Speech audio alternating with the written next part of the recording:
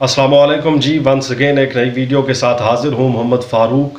पूरी दुनिया में इल्म और आवाज़ की ज़िया जगाने वाले ज़िया महिउद्दीन अब इस दुनिया में नहीं रहे।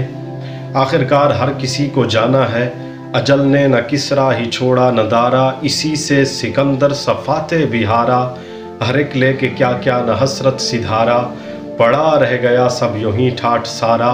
आखिरकार हर किसी को जाना है। दुआ है अल्लाह तबारक व तआला उनकी आगे की जो तमाम मराहिल हैं, आगे का जो सफ़र है वो आसान फरमाए और उनकी बेहिसाब बख्शिश फरमाए, उनकी तुरबत पे करोड़ों रहमतों का नुज़ूल फरमाए। ज़िया महिउद्दीन जब हज़रत इक़बाल का कलाम पढ़ा करते थे तो दिल और रूह में एक कैफियत पैदा हो जाती थी। यूँ लगता था कि रूह जो सोई हुई है वो बेदार हो चुकी है और दिल को एक सुरूर और एक कैफियत मिलती थी। तो उनको मैं हज़रत इक़बाल का ही शेर डेडिकेट करना चाहूँगा ज़रब कलीम से।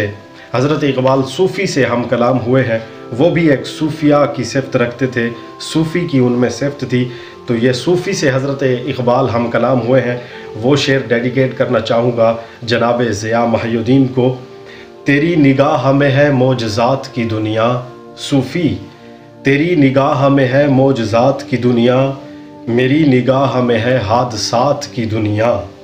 तख़य्युलात की दुनिया गरीब है लेकिन, तख़य्युलात की दुनिया गरीब है लेकिन, गरीब तर है हयातो ममात की दुनिया।